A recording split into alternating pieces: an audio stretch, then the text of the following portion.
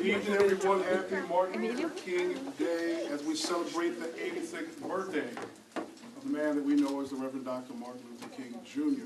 I haven't had the pleasure of meeting him, Clayton Muhammad, Director of Communications here for the city of Aurora. This is a special session. At 6:30, we have the main event, as we like to call it, the big program as we celebrate Dr. King with our guest speaker, who is the founder and CEO of Urban Prep Academies. That school, or now schools in Chicago, that have inspired the nation, proving that it can be done.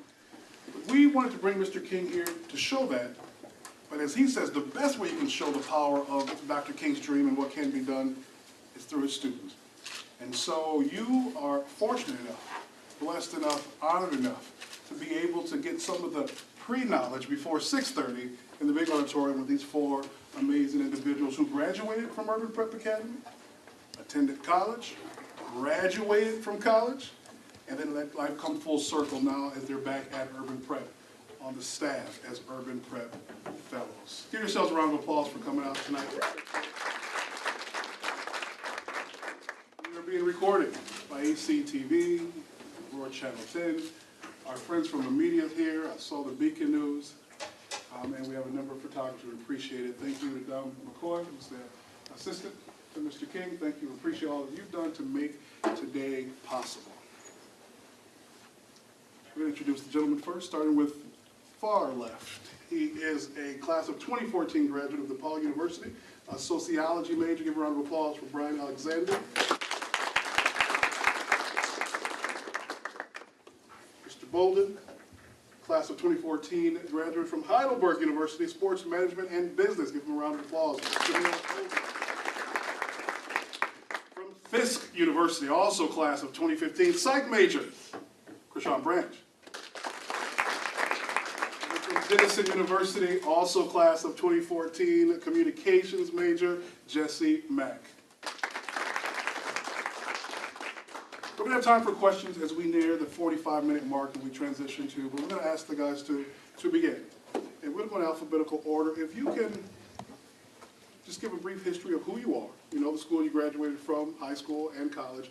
We'll talk about less than 2 minutes or so about yourself, and we'll start with you, Brian. Give an introduction to the guest. Okay, well, I grew up on the south side of Chicago in the Roseland community. I come from a single-parent household. I guess in the beginning, growing up, I guess I didn't really have any aspirations as to even attending high school rather than college. So it's just kind of like, I think that previously I had very low self-esteem in myself. But when I attended Urban Prep, I had went to 2 high schools previously before that. And I was kind of like on a rocky road going down the wrong path. So I think that when I got to Urban Prep, I kind of received that support system that I needed. I had individuals who actually cared about me and where I came from and what I was going through. So I think that Urban Prep has had a huge impact on my life in the path that I've gone.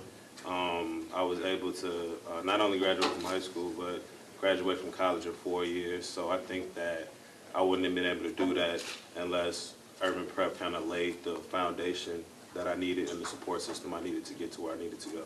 Absolutely incredible. Thank you. Jamil? Yes, I was born and raised on the west side of Chicago. I attended 14 different elementary schools throughout my year. I finally migrated over to the south side Inglewood community, where I graduated from, they changed it to Dr. Martin Luther King now, but it was formerly known as William A. Hinton. And during that process of high school applications, I missed all deadlines, didn't really have any parents to come with me to open house. My mom was still raising my little brother and little sister on the west side, and me and my brother kind of left home, and that's how we ended up on the south side. And by the grace of God, Urban Prep came to our school, to a little open house. I wasn't sure about it, got down to the last minute to where I decided to just go to the open house unexpectedly with a couple of my friends and go with their parents and fill out my own applications and stuff like that. And it took me to my 4 years to know that I was the last lottery pick within urban prep to get in there. So it was by the grace of God I got up in there and was able to make it out. And during my course of my college career, they was still a huge part of my life of why, you know, became a college grad. Thank you. Mr. Branch. I grew up on the south side of Chicago, born and raised in Inglewood. Grew up in a family that was real gang related. My uncle was the king of BDs at that time, so I grew up to the Chiefs, so I felt like the streets was my future. Continued to go in that path. Wanted to be like my father, so the drug dealers and the people I seen that had money was my role models at that time. Going through high school, then one time, urban prep just showed up to my high school. Every guy, all of us was like, man, that's gas. We want to go to all boys school, right?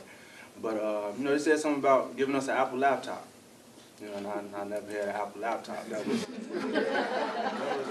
the most expensive thing to me at that time. So I'm like, man, an Apple. So you telling me if I go to this school, you going to give me a laptop? I'm like, okay, I'll go. I'm going to get the laptop and I'm going to leave. So, and they set it up to where we couldn't get the laptops until we started, went through a certain time period. But, after that, I didn't want to stay at urban prep because it wasn't, what it was all spoke up to be. We were still in a bad neighborhood, had fights. When I tried to leave the gang, I couldn't leave the gang because I was still in the gang territory. So, going through that,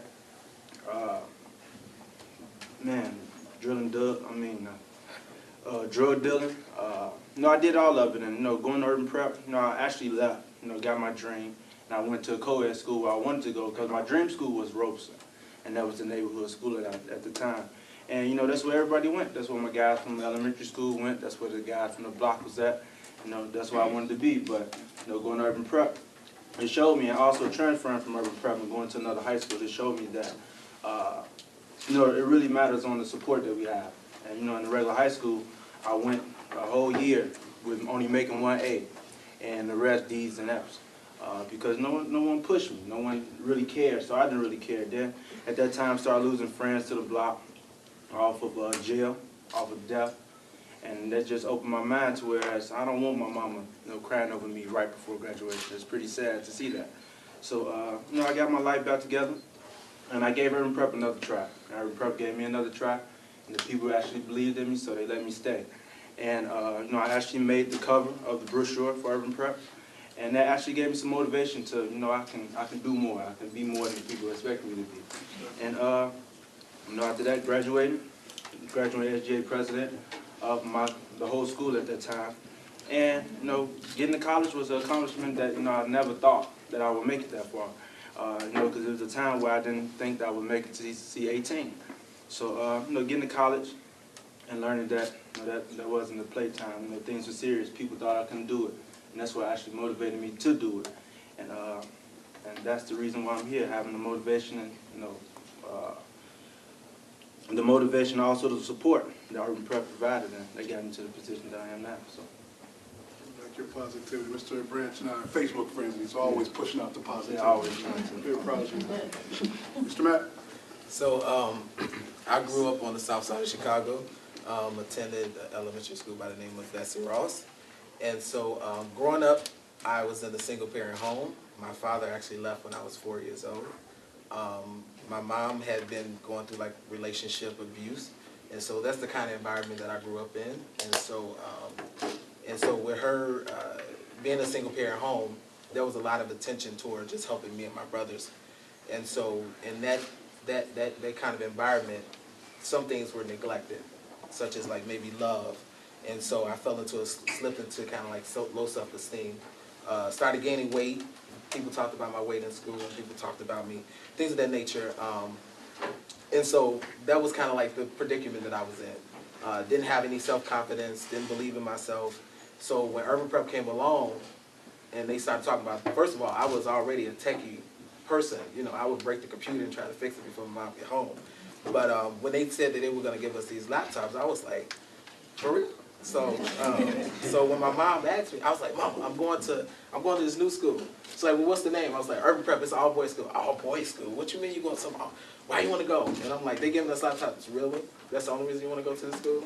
Come on now, Jessie. So, but I kind of talked into letting us go to like a orientation, met a couple other young men, and so was able to connect with them. And I bought into the motto and what they believed in. And so I didn't have a male role model growing up.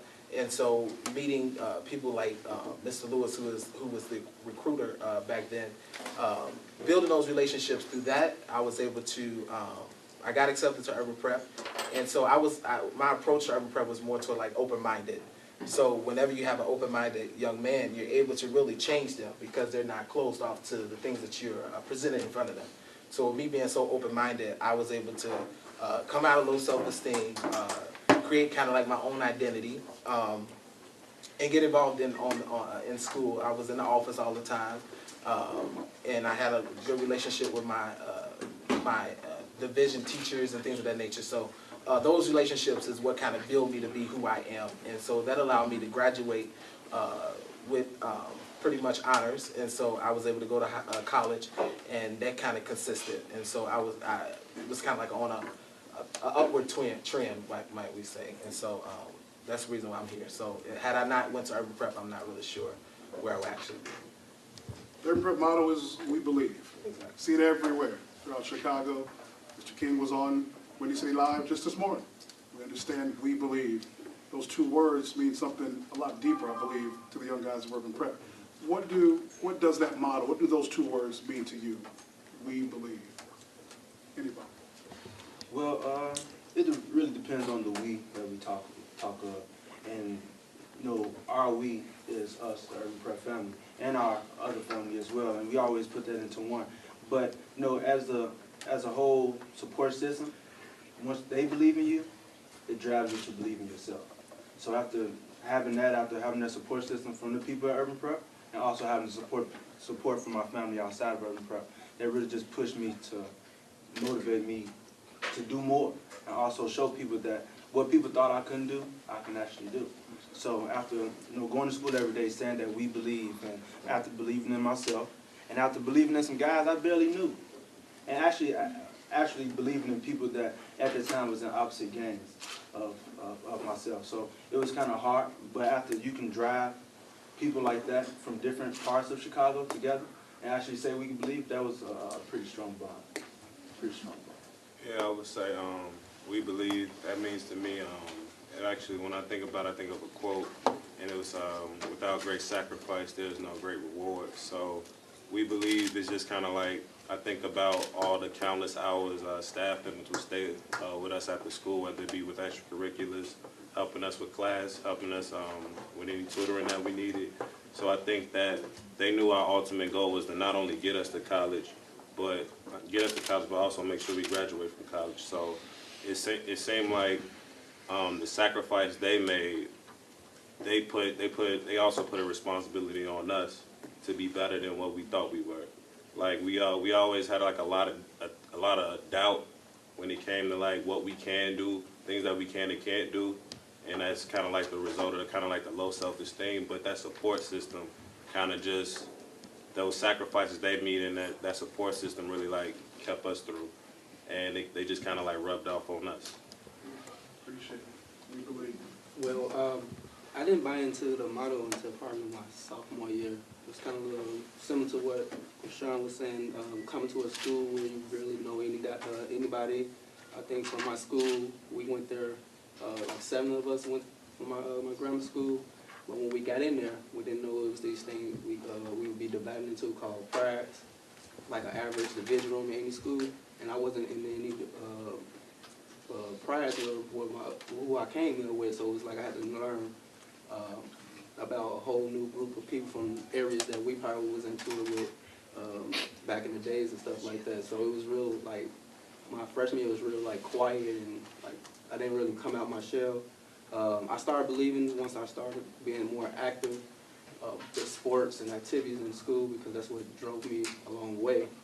So being, active with sports in school, and you got all these students, faculty, and staffs that look up to you, that know you could be somebody if you keep working hard, and then earning leadership roles within the school is when I actually believe in the motto. where other people putting their trust in they all and looking up to me as a role model and leader of the school. And I couldn't help but, buy into the program, whereas, I can push forward and use that as motivation towards my career. And so for me personally, like I said before, I had struggled with kind of like an identity thing, and like how I mentioned that I used to get talked about when I was in elementary school. So my approach to high school was more toward like the defensive end. So people would say something, I would kind of snap on them, or just to kind of let them know that I was tough. Don't bother me, leave me alone. And so what Jamil was talking about when he said that we were divided into prides, I had a pride leader who basically, he observed my interactions with, my other brothers, and he sat me down. He was just like, Jessie, Mr. Mack, I'm just not going to accept this. I know there's more to you than what you're portraying, and I know that you can do better than what you're showing me. And so, like, you have to understand that it's more than just you. And so that's something that I had to, like, self-evaluate myself. So my whole freshman year was more toward, I felt like he was nitpicking on me. So, it was always Mr. Mack, Mr. Mack, Mr. Mack. But those times is really what I can count back to say actually helped me. And so that was a component where I was like, okay, I don't know if I really believe. But him sitting me down saying, I believe in you, and you can do better than what you're showing me, that's what drove me to believe in myself and to believe in the other brothers that I was in school with. And then that's how I got involved with the school, taking pictures, doing all kind of stuff. So that's why I believe. Thank you, Mr. Mack. Thank you to everyone who's joined us since we began the last 15 minutes. We appreciate it. These are 4 of the Urban Prep Fellows. Full circle moments from students now to staff members at Urban Prep. We're going to ask you guys to talk a lot louder now. You're projecting all the way back so that Reverend Hull can hear you loud and clear. Good to see you, Minister. Any questions from you as high schoolers, middle schoolers, the guys who quote unquote been there, done that? Just to do a test of the room, give you about 30 seconds to think of a question. How many seniors, class of 2015 here? You guys can see us here, okay? How many juniors? Sophomores? Freshmen?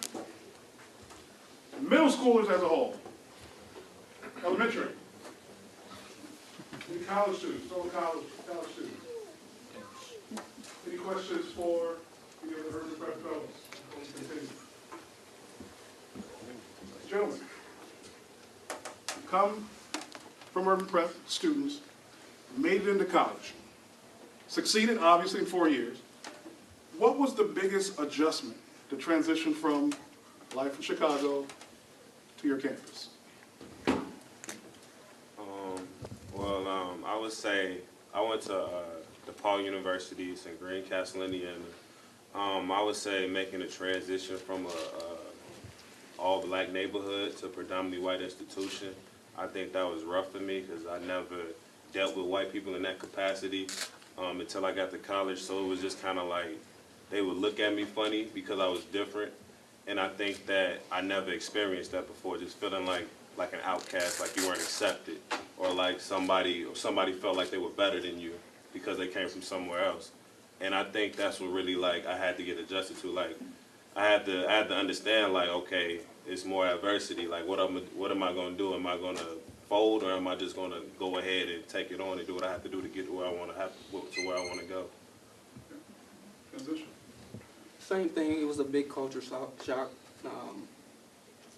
Like Mr. Alexander said, we really barely see, whites or any other race walking in our neighborhood. So it's a big culture shock, and it took a lot of time to get used to, and a lot of adjustments. And I think the biggest thing is is like avoiding a lot of things that others might say, and taking into offense whereas you can't be on the defense every time because you'll just be proving them right of the things they might say, and that's for any race. And I learned that quick and early in my freshman year up in college, where I had to be humble. I think on my Facebook I put humble in between my name because that's what all it took for us to to be successful, especially at 98, 99.9 institution where it was white. That's what it felt like to me. When I got there, it was about 5 black people that I met, and then I ain't seen no one else up until near the year. So. But if you don't play like sports and nothing like that, then you don't really see a lot of it. But it happens, especially in the classrooms. I remember I've been the only blacks in classrooms, and just a lot of racial tension and stuff that comes up, and I just sit there. It was just one time where I had to speak out. It was in a religion class. We're not gonna go further into that, but it was just one time I had to speak out that got everybody mad shook. So I'm not saying that I stayed quiet through my whole journey. It just I had to learn before I even act on some things that might, be challenging and probably been the end of my college career if I was back at home.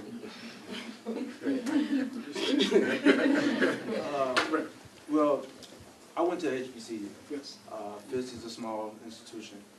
And I actually went to FIST because, with me coming from all-male high school, it was kind of, difficult. I was kind of worried and scared to go into. I went to Syracuse for a 6-week program, and it wasn't that many, black African Americans there. So, I was kind of scared because now I'm about to go away from my mom, away from my family, and try something new. So one thing that I didn't do, I got kind of worried at the end. So I didn't look up the university. I didn't look it up. I didn't see the size. I just wanted to go and be surprised. And I chose FIST because I was told that the ratio was 12-to-1.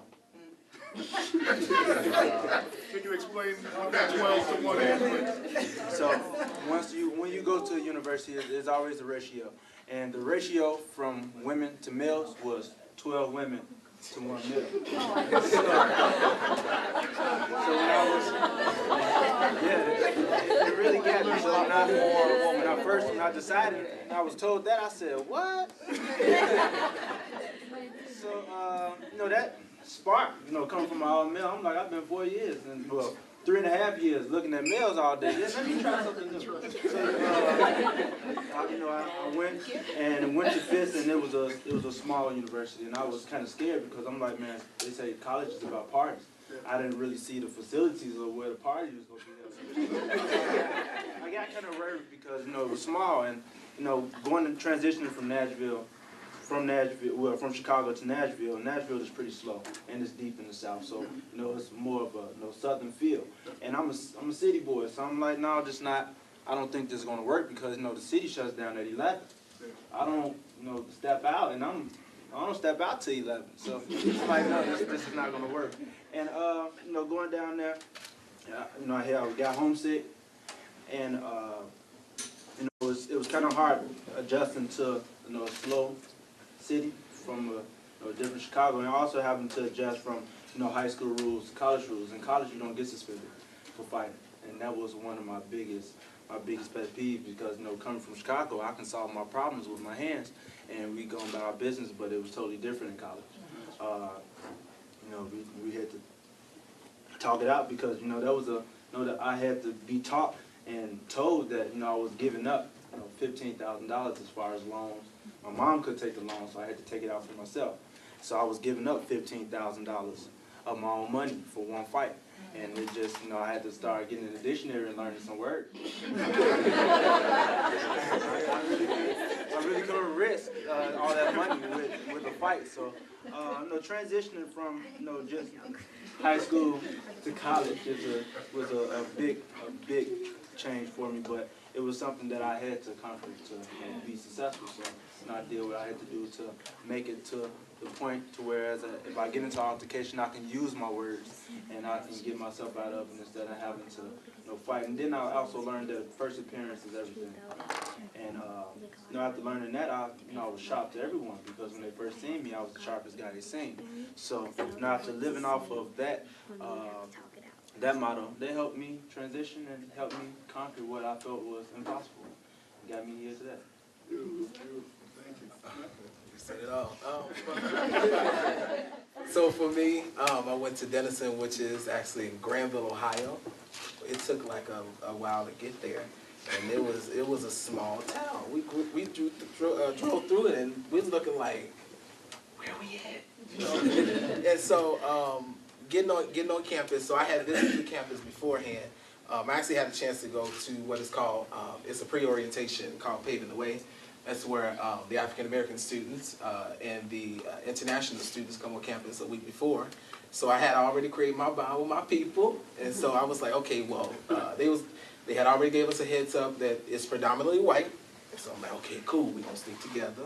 We're gonna make it. We're gonna make it. And so, so when everything started, that's all we just hung together, you know what I'm saying, for class, lunch, everything. And so, but as far as like my transition, it was more toward, it was like maybe 100 of us, maybe black students. And then it was almost like, we felt like it was us against the world. To where like, even in like, in our classes, which are really small, we would have like, you would think that we would be hearing people talking, like, oh, they sound so intelligent. And sometimes we wouldn't want to speak up.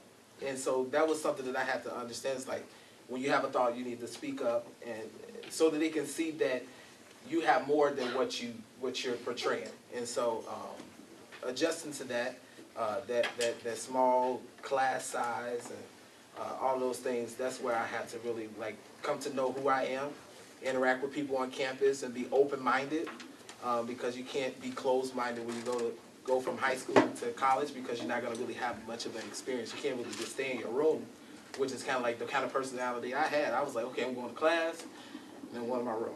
I'm going to go eat, because I ate a lot. I gained like the freshman 15 to 20 and 30, but like busting out of clothes. But that's kind of like my whole thing is like having to be open and get to know those that are on campus, because everybody's not bad. You have to like let go of that notion that another race is bad, or your preconceptions of another race. And so that was something that I had to do, is just kind of get to know them, and I actually became quite popular in a sense, because of my personality. So I think it was pretty good. Students, questions? High schoolers, middle There's a young schoolers? man who said he could, when he was home, he could use his fist, to fight. Now, urban prep, you didn't have that there, right? Oh, of course. It was high school, so I still use my hands. For one reason, and actually my hands got me in trouble. I got kicked out of urban prep. I was asked to leave before I went up against the board and hit a board hearing. They asked me they just wanted me to leave, and I can go to another high school without having the repercussions of being expelled. So I left. That was actually what I wanted. And because I was tired of it. I didn't want to stay there anymore. They was too strict. All these guys, telling me what to do. That's not what I wanted. So I wanted to go somewhere else anyway. So I got my wish, and I went to John Harlan. And I did the normal high school thing. I had the division. I had 9 periods. It was regular high school. I got out of 2:45. I could actually leave when I want to, because the security guards really didn't care. So that's what I wanted. But after experiencing that and having to go to another high school and having to meet new people and get new friends and try to fit into this persona to where I gotta have the freshest clothes ever. My mom was going broke, trying to provide me with the freshest clothes, and I didn't have a uniform, so I didn't have a set amount of clothes to go out and wear. So it was kind of difficult transitioning and going from a set uniform to no uniform, and also trying to fit in back with the neighborhood, to whereas it was just a year and a half. I was just all urban prep, all freshed out. And then still, after I left urban prep around my freshman year, I was changing clothes to whereas the people outside of urban prep wouldn't see me in my khakis and white shirt, because my freshman year we was targeted, because we was in this war zone of a neighborhood, and it was set between it was a neighborhood for the RGDs and Mo's, and I don't know if you know fond of that from here, but in Chicago they was beefing. And with us walking right in the middle of them, us having white shirts and think we better than everyone else, that made us targets. So it was times where we would have to leave school and have to leave as packs. So if anything happened, we could all fight together. And that's somewhere how we made our bonds. And those friends that I fought with my freshman year was my friends that I graduated with in my senior year.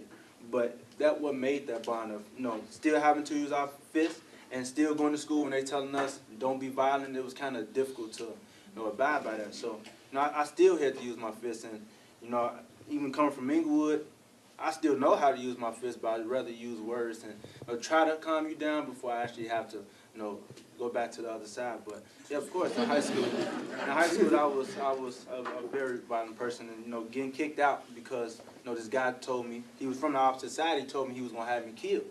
So before going in this classroom, I choked him up. I put him on the wall, I choked him, and the teacher told me let him go. And I'm like, okay, I am on I'm on probation with the school, so anything I do I can get kicked out for. So I let him go, and I thought it was the end. But the teacher came back with the principal, and that was my last straw. So I got kicked out for using my hand. And after that, just had to learn learn the hard way. I had friends that, one of my best friends, he was one of the best fighters I know, and he would just one-hitter quitters.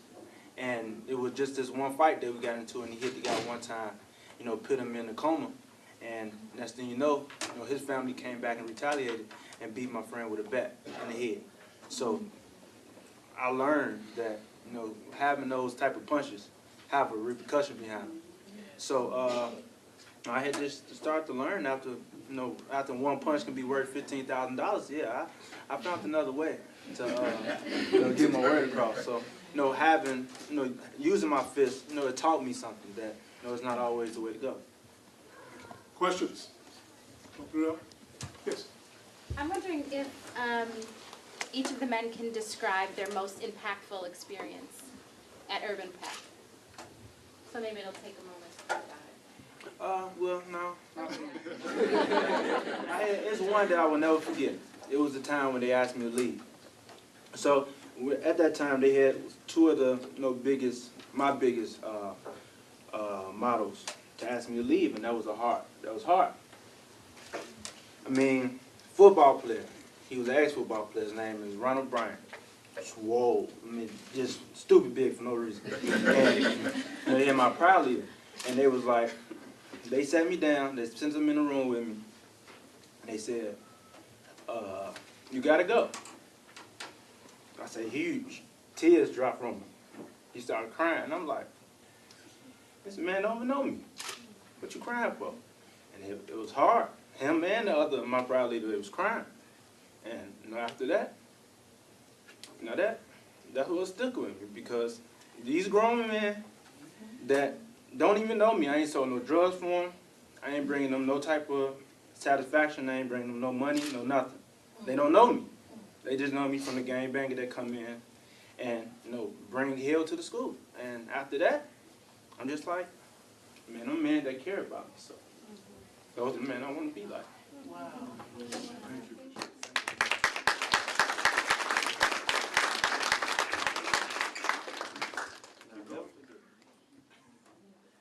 I think my most impactful experience with Urban Prep, it had to do with a little bit outside of Urban Prep, probably where most students don't even know what goes on.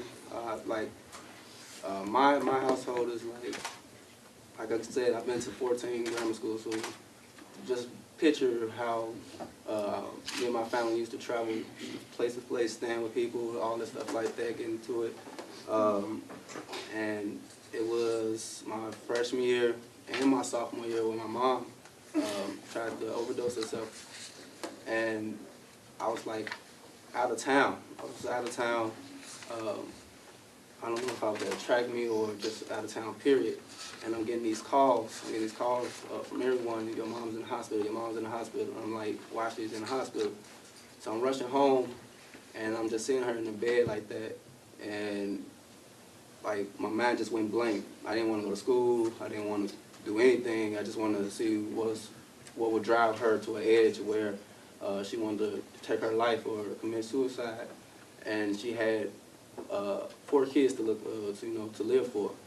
And after just going through that experience and still going to school and stuff like that, I actually left home when I was 13 years old. So whatever was going on between the time, I kind of had a sense of what was going on, but I was already on my own up until my sophomore year in high school where I finally moved back home. So it was almost like I was like destined to come back home to, you know, take care of my family and stuff like that. So it was a lot of weight on my shoulder, whereas Urban Prep was the only home that I had where I come to school at 8 o'clock and I don't leave till 7, or if it was a event in there to 9 o'clock, we're the last staff member there, because when I come home, all I can see is this, my mother supposed to be, you know, took her life from us, and then, and I was trying to just grind every day, get up, I do the same routine, get up, go to school, go to class, do my athletic event, whatever events that have the school have, go home, attend to the family, homework, sleep. That was my rotation all throughout my course in the years, and a lot of that stress been relieved with, you know, some faculty and staff, and, you know, my brothers I called to today, you know, came into my life and, you know, really gave me an outlook on how to, you know, tackle some of these things and how to still, you know, maintain your focus while still going through the course of your years in high school. So if it wasn't for that balance, whereas I didn't have a father figure to let me know that, you know, you can still be a man and, you know, take care of your responsibilities as well in life. And then with all these male role models up in Urban Prep who all attended college, and it's kind of like, okay, it was almost set up this way where you have so many, you know, people to look around to the building to, and it don't just have to be males, it could be females as well, because I have a couple of people within Urban Prep that treated me, you know, better than what my mom did when I was in high school, with support and everything. Well, what she could have did up until, you know, when I left home. And it was just a huge family base that was set that, you know, allowed me to, you know, continue to take care of my family the way that they took care of me. So that was a big change in my life, whereas Urban Prep gave me the idea and the example of, you know, there are some good fathers out here, there are some good mothers out here, and, you know, you still gotta, you know, you can put your trust into someone that, you know, you might not think that, you know, can have your back once upon a time. So it was a lot of values, I would say, that was taught by Urban Prep, you know, that carry on to life that I cherish. We're less than 10 minutes in. You can pick up this question with the next topic if you like. You talked about the struggles, growing up in Chicago, personal family struggles, many of you, struggles in general. You made it to college. You graduated. That was your time that you could have left. Look back, never look back at Chicago again, headed to where you thought you needed to be. What is it inside of you that made it come full circle? Not only did you come back home, but you came back to become a staff member of Urban Prep. What is that full circle moment? What inspires that full circle moment? I think the first thing that kind of inspires that is the whole motto, like, seeing is believing. I feel that the best example for African American male youth is actually seeing something. Like, you can tell them all you want, like, go to college, you need to go to college in order to be successful, or you need to go to college to do this or do that. But once they have that example in front of their face, I feel like it's a lot more impactful. Like, working at Urban Prep, I worked in the college counseling department, and, you know, like, we're known for 100% acceptance rate, 100% going to college, and it's just like, they didn't really buy into it. It felt like me being there really gave them that example they needed to be like, okay, if he can do it, then I definitely can do it. And I just kind of, and it just was kind of like, I didn't really understand it until I got back. Like, they just were motivated because I was able to share my experiences in college with them, things they should look out for, just to help them understand the importance of higher education. And I feel like that was probably like the most important thing that I've taken away since I've been working at Urban Prep. Appreciate it. Mr. Mack? For me, I would say that, so working as a fellow, I had an opportunity to go to one of the campuses, and so I had the opportunity to see, like, exactly, like, I'm like, Dad, were we like this when we, you know, when we were students? And so it had to, like, I had to actually think about it and try to find out a way, because, like, students don't just need you to keep telling them, you know, do this, do that, do this, do that. They want you to show them something, like Mr. Alexander said. And so I had to really like pull a lot of them aside and kind of have those conversations and say like, not so much as the cliche, oh, I made it, you can make it, but this is how I made it. And what can I do to assist you with the knowledge and the experiences that I had, so that you can be better. You had a lot of troublemakers. You had a lot of people that don't know how to act, in their classrooms. They think it's a joke. And so trying to instill that seriousness in them is very difficult. But when you're able to kind of say, I wore the same uniform that you wearing. There's nothing that you can do that I haven't done, so you might as well just go ahead and give it up. So having those opportunities really to share those experiences is what really makes it worthwhile. I think it's real special for me because a lot of the guys that attend urban prep now are dealing with the neighborhood problems that that we deal with on a daily basis, and I think it does real good that I came back and helped because a lot of guys are trying to pursue what I wanted. I wanted to go to a co-ed school. I thought that was best. I wanted to stay in the streets because I thought that's what had my back. And that's what's still going along because of what they hear in the music and, being an example like Mr. Alexander said is, that's what they see. And I had to, with me being a part of that dream that, we wanted to live. We all wanted to be drug dealers no matter what mom said or what examples we really had in front of us. I am that example of an impossible mission that was done because, a lot of guys thought that, me stepping out or me having both sides is what's going to, is really possible. And it's really not because still having, dealing with the streets and dealing with the gangs. It's like, after being in Chicago for this year, a lot of people have died and a lot of them have been 17, 16, 15. And I actually just had a little brother that just was killed on the 12th of August. So I live, what is done. And my brother is an example of what is done because, he wanted that lifestyle. He wanted to be like Chief Keef. He wanted to be a gangbanger. He wanted to do that stuff. And that's what I wanted as well. But he found out, there's only 3 ways, and there's one thing that I preach to every young man that walks to urban prep, that I see that want to make that same transition that I wanted to make, that there's only 3 ways out of the street. And it's only to jail, is you're going to get out and speak it like me, or you're going to be in the grave. And I have a friend that's in each one. So, that's what I run off of, and it actually helped a lot of guys because I didn't have that guy that was kicked out and brought back and actually still was able to, I'm still able to go to Inglewood and kick it if I want to, and I have guys on the block that will let me know that you need to go home because it's getting pretty hot. And once you have a relationship like that, I feel like that's the relationship that these guys should want to have because everyone wants to be in it. But, I'm a guy that went to college. So, the guys that really thought that, college is impossible, to see me as like a role model. And I could be a role model to one of my guys that was so-called my big homie, a guy that's 38 looking up to me because I graduated from college.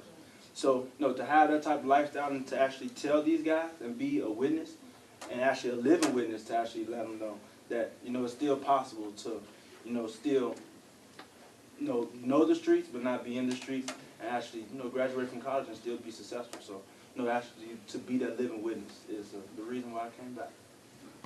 Mr. Bo. The reason why I came back because after I graduated and I received my diploma, I still felt like something was missing. Like I wasn't happy. People, hey, I graduated, pictures here, pictures there. I wasn't really happy. I didn't even know what type of feeling I supposed to feel after walking across the stage and receiving a college degree. And it took me to the summer to realize my purpose of coming back is when I started coaching at my old high school along with Mr. Alexander. And when I started coaching, when I coached, it made me feel like, this is what I've been doing my whole entire life is coaching. And urban prep was like a coach to me, to get me ready for the real world. Now I want to be a coach to others to get them ready for the real world, not just in their athletic event. So there's a line in our creed where it says we have responsibility to our family, community, and world. But I hold strongly too because I cannot not see nobody selling self short. People in Chicago, reason why they doesn't succeed as much because there's no one there to push them. So if you have someone there that's constantly pushing them, like we're going to push all 4 of us, it'll probably be a easier and better turnout. So I push everyone. I push everyone within my athletes, student athletes. I push guys in my community where I form a program based off the community where they can just play basketball. And these the same guys that was older than me, that I ran the streets with, I played ball with in grammar school, did this and did that. Now we all back together under one gym, and we play all over the city of Chicago or out of the state. So, and then when it comes to family, I make sure that my family is straight. And I got even more of an edge before Mr. Branch brother died. My cousin, which is like my close brother, he died as well right before we even started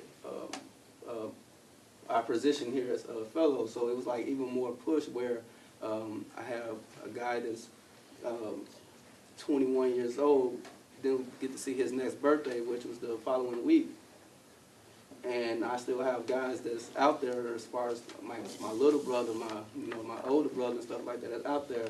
And if I can just help those, that like I've been helped, and to get them a more variety of options, because they don't have many options. So give them options to create opportunities for themselves to become successful, then we all will have a better turnout.